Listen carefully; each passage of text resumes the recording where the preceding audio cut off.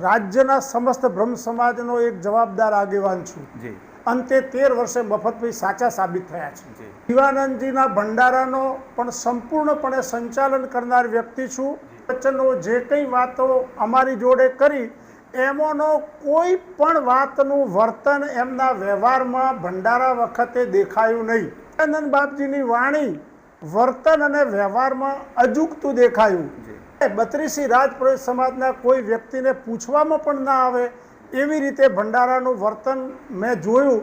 કોઈ પણ ગતિવિધિ સમાજ જાણતો જ નથી। બાપજીએ એકલા હાથે સમાજને અંધારામાં રાખીને આ તાલુકાને તો બનાસકાંઠામાં જ રાખવો જોઈશે।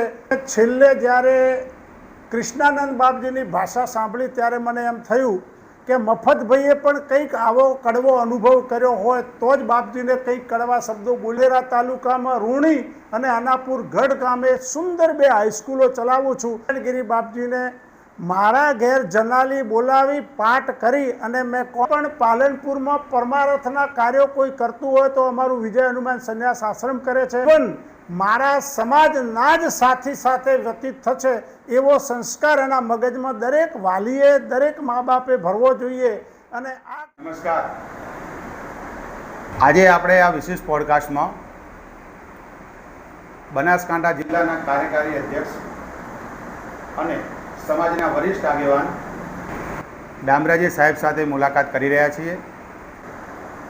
તેમણે સમાજ માટે અને રાજકીય ક્ષેત્રમાં પોતાના જીવનમાં ઉપયોગી અને સમાજને પ્રેરિત કરે એવા અને ધાનેરાની પ્રજા માટે કરેલા કાર્યો અને સમાજ હિત માટેની તેમની ભાવના બંનેનો સમન્વય કરી અને સમાજને ઉપયોગી થાય તેવા તેમના શુભ સંદેશો અને તેમની વિચારધારા જાણવાનો પ્રયત્ન કરીએ।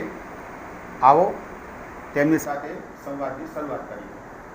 ડોમરાજી સાહેબ નમસ્કાર। નમસ્કાર। આપ કોંગ્રેસ માટે વર્ષોથી પાર્ટીમાં જોડાઈને સતત કાર્ય કરી રહ્યા છો ધાનેરાની પ્રજા માટે થઈને, અને સમાજમાં પણ શિક્ષણ ક્ષેત્રે અને સમાજના અંદર સંભાવ વધે એ માટે આપ ઘણા પ્રયત્નો આગળ કરેલા છે। આ પોડકાસ્ટની શરૂઆત કરવાની સાથે દર્શક મિત્રોને જાણવાનો અને એ વાતની રુચિ કે તમે તમારા જીવનની શરૂઆત જ્યારે કરી ત્યારે તમારો જીવન પ્રવાસ, તમારું વ્યક્તિત્વ અને તમને આ ક્ષેત્રને નહીં આવવા માટે થઈ અને કઈ રીતે તમે પ્રેરણા તમને મેળવી તેના વિશે દર્શક મિત્રોને માહિતગાર કરવા વિનંતી। સૌ પ્રથમ તો ભરતભાઈ, તમે અને તમારી ટીમ મારા ઘેર પધાર્યા એ બદલ આપનું ખૂબ હૃદયના ઉમળકાથી સ્વાગત કરું છું। મેં મારા જીવનની શરૂઆત જનતા દળમાં મારા રાજકીય ગુરુ જેવી શાહના માર્ગદર્શન હેઠળ જિલ્લા જનતા દળના પ્રમુખ તરીકે મારા રાજકારણની શરૂઆત કરી। હું રાજકારણમાં ગ્રામ પંચાયતના સરપંચથી લઈ અને જિલ્લા પંચાયતની ચૂંટણી 5 વખત લડ્યો છું। 1992માં જનતા દળની ધાનેરા તાલુકાની વિધાનસભાની પણ ટિકિટ લાવ્યો છું। પાલનપુર નાગરિક બેંકનો 2 વખત ડિરેક્ટર ચૂંટાયો છું। બનાસકાંઠા જિલ્લા ડાયમંડ ફેક્ટરી ઓનર્સ એસોસિએશનના પ્રમુખ તરીકે પણ 2 ટર્મ્સ માટે મેં સેવા આપી છે। પાથાવાડાની માર્કેટ યાર્ડની ચૂંટણી પણ લડ્યો છું। ગુજરાત રાજ્યના ગ્રામ ગૃહ નિર્માણ બોર્ડનો ડિરેક્ટર પણ રહ્યો છું। એમ 37 વર્ષમાં જાહેર જીવનમાં મેં ખૂબ ને ખૂબ મજલ કાપી છે અને જાહેર જીવનમાં મારાથી થાય એટલી શક્ય પ્રજાની સેવા નિસ્વાર્થ ભાવનાએ કરવાનો મેં પ્રયત્ન કરેલો છે।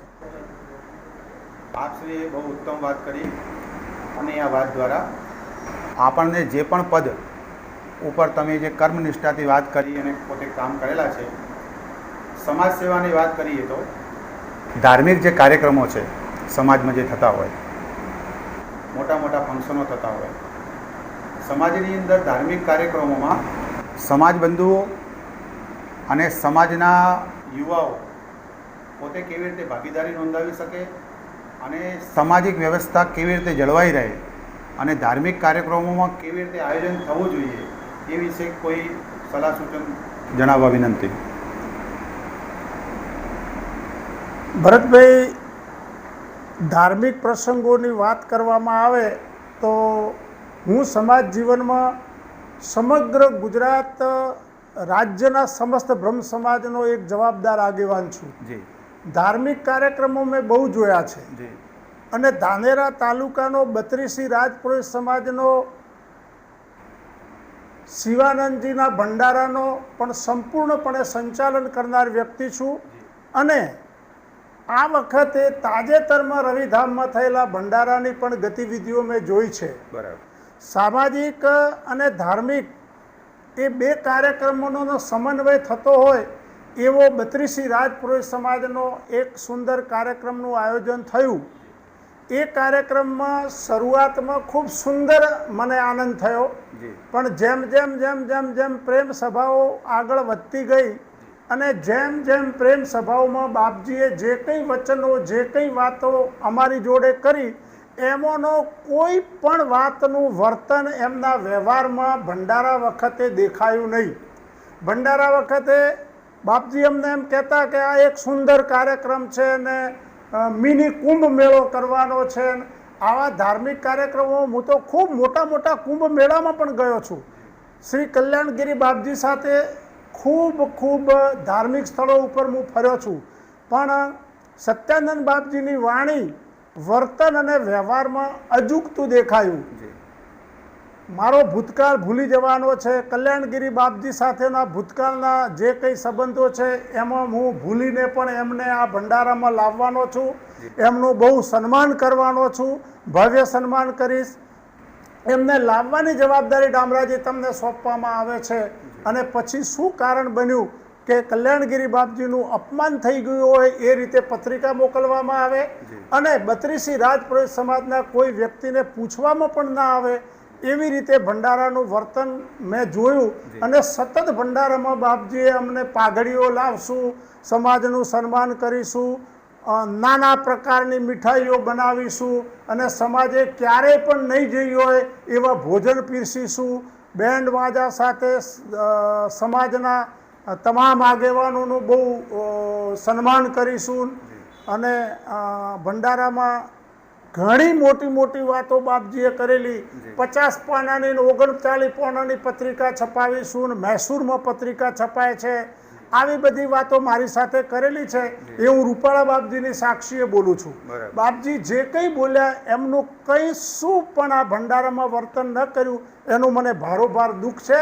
અને એ દુઃખના કારણે મને ભંડારામાં આવવાનો આનંદ મારો મરી ગયો. અને બાપજી સાથે મેં જે સમાજ માટેની જે સુંદર કામગીરી આરંભી હતી એ કામગીરીમાં સમાજને ફળશ્રુતિમાં માત્ર બાપજીના ખોટા વચનો, લાગણીઓ, વારે ઘડીએ સમાજને લાગણીઓમાં લઈ અને આખા સમાજ પાસેથી મોટા રૂપિયા લીધા અને એ મોટા રૂપિયાનું પરિણામ અથવા મોટા રૂપિયાનું વળતર સમાજને કશું ન મળ્યું. એ માટે ભંડારાથી મને બહુ દુઃખ છે. અને આ ભંડારો બાપજીએ જે રીતે કર્યો છે એ ભંડારાની ગતિવિધિ, ભંડારાની કામગીરી, ભંડારાના સાધુ સંતોના ભેટ પૂજાથી માંડી અને ભંડારાની કોઈ પણ ગતિવિધિ સમાજ જાણતો જ નથી. બાપજીએ એકલા હાથે સમાજને અંધારામાં રાખીને આમ કર્યું એ ના ચાલે. ગત ભંડારાની જવાબદારી મેં સ્વીકારી હતી અને ભેટ પૂજાથી માંડીને બધી જવાબદારી સમાજના લોકોએ ઉપાડી હતી. માટે શિવાનંદનો ભંડારો આજે પણ વખણાય છે. અને આ ભંડારાની ગામે ગામ, ગળીએ ગળીએ, શેરીએ શેરીએ, ગામે ગામ પ્રત્યેક વ્યક્તિ ટીકા કરે છે. અને અંતે તો ભંડારા પછી જે અસંખ્ય ગાયો, જેનો આંકડો બોલું તો મને દુઃખ થાય એવી 41 ગાયોના ભોગ લેવાઈ ગયો. અને એથી આગળ વધીને પણ ભંડારામાં લોકોએ કરેલી ટીકાનો જવાબ આપતા રૂપાળા બાપજીની જગ્યા ઉપર બેઠેલો એક સંત અશોભનીય, ક્યારે ના સાંભળી શકાય એવી ગંદી ગાળો બોલીને આખા બ્રહ્મ સમાજનું અપમાન કર્યું છે. કારણ કે જેને ગાળ બોલી એ કોઈની બેન છે, કોઈની ભાભી છે, કોઈની માં છે, કોઈની માસી છે. આખા સમાજને આ વાત લાગે વળગે છે. માટે આખા 32 રાજપુરોહિત સમાજને ગાળ બોલી છે એનો જવાબ 32 પુરોહિત સમાજે લેવો જોઈએ એવી મારી હૃદયથી માગણી છે. જી ડામરાજી સાહેબ, આપે ભંડારાના કાર્યક્રમને લઈ અને અવ્યવસ્થાના ભાગરૂપે દુઃખ વ્યક્ત કર્યું અને જે અભદ્ર ટિપ્પણી બાપજીના શિષ્ય દ્વારા થઈ તેના વિશે પણ આપે ટકોર કરી અને સમાજે એનું ધ્યાન દોરવું જોઈએ. પોડકાસ્ટની વાતોથી આપણે આગળ આ પ્રકરણને આગળ વધારીએ ત્યારે આપ શ્રી 32 ગામોના એક પ્રતિષ્ઠિત વ્યક્તિની ગણતરીમાં આવો છો. 32 ગામોમાં વર્ષોથી કાર્યરત છો. સામાજિક રીતે, રાજકીય ક્ષેત્રે અલગ અલગ ગામોમાં આપને જવાનું થયું, તેમનો જીવન પ્રવાસ વિશે જાણવાનું થયું. તો 32 ગામોના વ્યક્તિઓની સાથે જ્યારે આપ આ ક્ષેત્રની અંદર જોડાયેલો છો ત્યારે આપના સંપર્કમાં આવતા વ્યક્તિઓ અને તેમની સાથે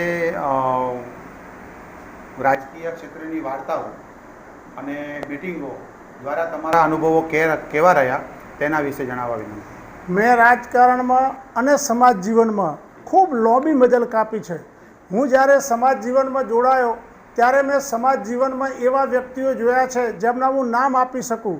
દાખલા તરીકે હરજી ગોમતીવાળ, દાખલા તરીકે ભગવાનાજી ભડતિયા, દાખલા તરીકે રણછોડજી અખાણી, દાખલા તરીકે નગાજી બોટવાળા અને વહાડાથી સમાજના સિરમોર એવા જોનુજી રાયગોર, આ બધાની સાથે મારો સહવાસ થયો છે. આ બધાનું સમાજ જીવન મેં જોયું છે. આ બધાએ મને પ્રેરણા પણ આપી છે.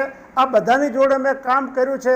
ત્યારે મને અતિ આનંદ થાય છે કે એ લોકો જે રીતે સમાજ સેવાનું કામ કરતા હતા એ આજના સમાજ જીવનના 32 પુરુષ સમાજના આગેવાનમાં કોઈની પાસે મને જોવા મળતું નથી. એનું મને દુઃખ થાય છે. અને એ ભૂતકાળના આગેવાનોની પ્રેરણા મને રાજકારણમાં ખૂબ ઊંફ મળી, મને સમાજ જીવનમાં પણ ઊંફ મળી અને એમના જીવનથી હું ખૂબ પ્રભાવિત થયેલો છું. આપે તમામ આગેવાનોની વાત કરી.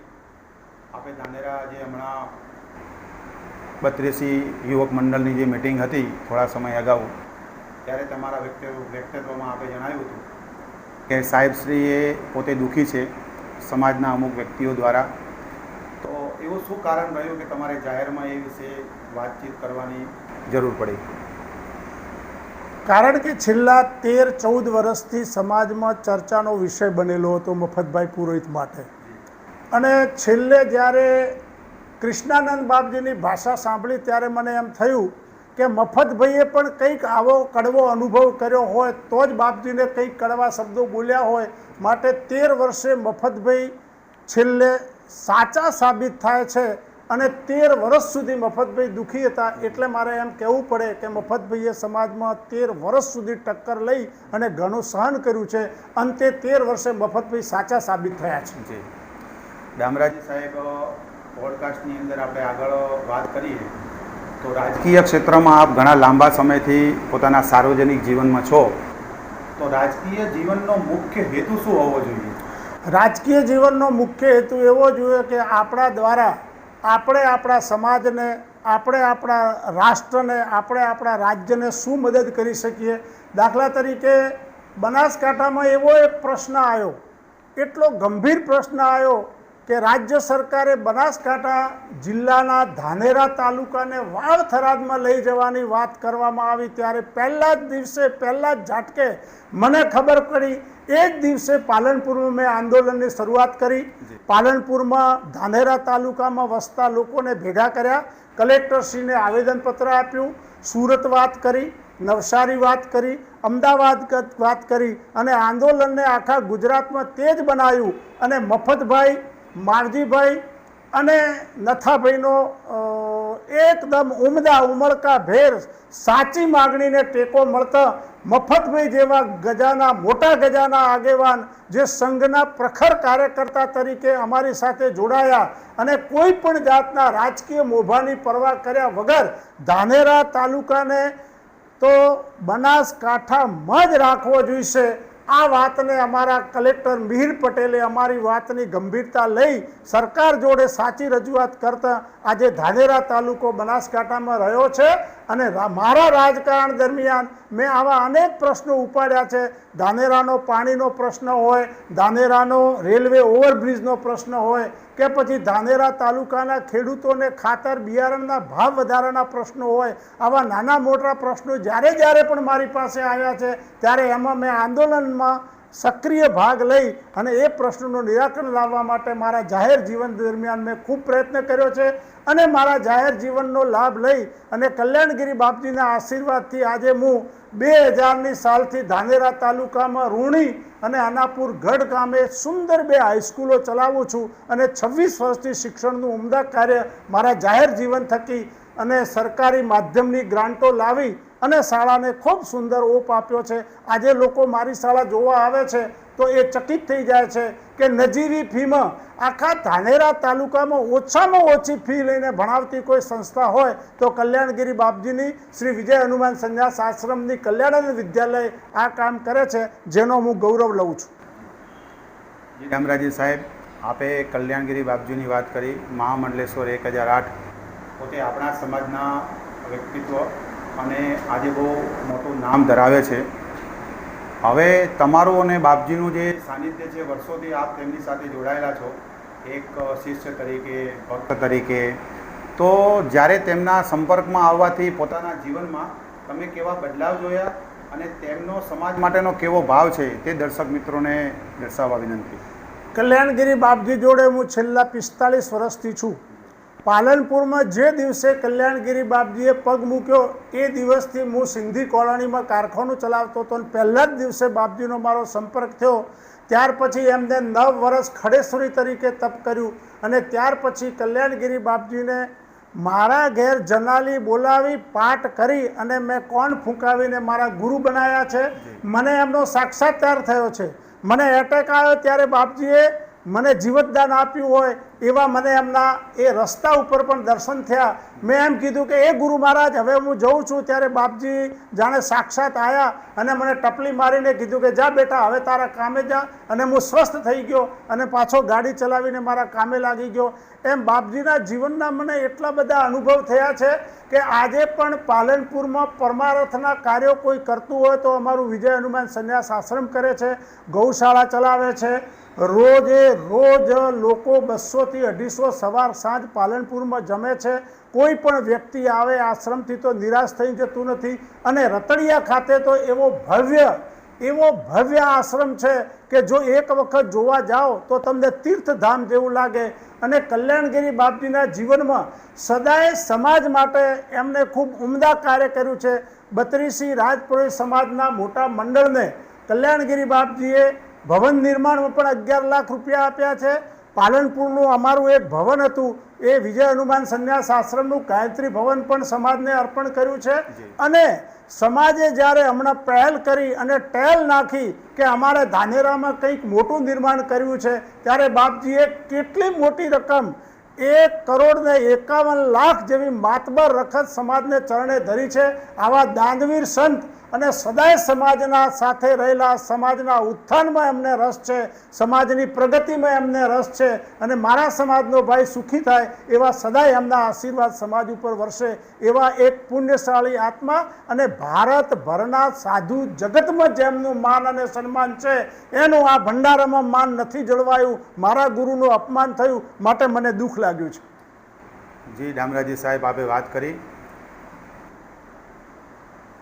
શિક્ષણ ક્ષેત્રમાં આપ ઘણા લાંબા સમયથી શાળાઓના સંચાલનમાં ટ્રસ્ટી છો અને ઘણા લાંબા સમયથી આપણા સમાજના દીકરા દીકરીઓ માટે થઈ અને મોટી સિટીઓમાં જેમ કે અમદાવાદ અને ગાંધીનગરમાં કોઈ હોસ્ટેલ બને, કોઈ ધર્મશાળા બને, એ માટે સમાજની એક જરૂરિયાત પણ છે અને અત્યારે એની આવશ્યકતા પણ છે. તો તે માટે થઈને આપને શું વિચારો છો કે સમાજ તરફથી આ એક પહેલ થવી જોઈએ? શિક્ષણમાં મારો જીવ છે, કારણ કે 10 વર્ષ મેં બનાસકાંઠા જિલ્લાની પ્રાથમિક શિક્ષણ સમિતિમાં ચૂંટાયેલા સભ્ય તરીકે કામ કર્યું છે. ત્યારથી જ મને શિક્ષણ પ્રત્યેનો જીવ છે. હું તો વિચારું છું કે સમાજે અઢળક ધન આપ્યું છે, એ ધનનો ઉપયોગ ગાંધીનગર અને અમદાવાદમાં એ તમામ ધન વપરાય અને તમામે તમામ ધન ત્યાં લાગે તો જ સમાજે આપેલા પૈસા સાર્થક નીવડે. સમાજે જે આશાથી પૈસા આપ્યા છે એ આશા સમાજ જ્યારે આવું કંઈક નિર્માણ જોશે ત્યારે સમાજની આશા સાર્થક નીવડશે. માટે 100% ગમે તે ભોગે પણ અમદાવાદ અને ગાંધીનગરમાં શિક્ષણ સંકુલ અને વિદ્યાર્થીઓના રહેવા માટેની વ્યવસ્થાનું એક મોટું ભવન બત્રીસી રાજપુરોહિત સમાજ દ્વારા નિર્માણ થાય તો પ્રેમ સભાઓ સફળ થઈ જાય એવું મને લાગશે. જી દામરાજી સાહેબ, આપે આ પૂરા સંવાદ આપણે શરૂઆત કરી ત્યારથી લઈ અને શિક્ષણ ક્ષેત્રે બહુ ભાર આપ્યું છે.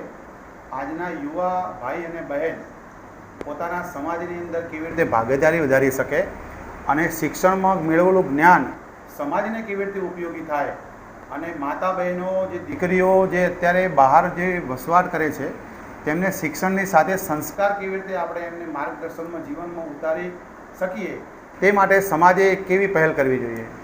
આજે આપણો બત્રીસી રાજપુરોહિત સમાજ હોય કે સમસ્ત ગુજરાતનો બ્રહ્મ સમાજ હોય તો એ બ્રહ્મ સમાજ દુઃખી છે.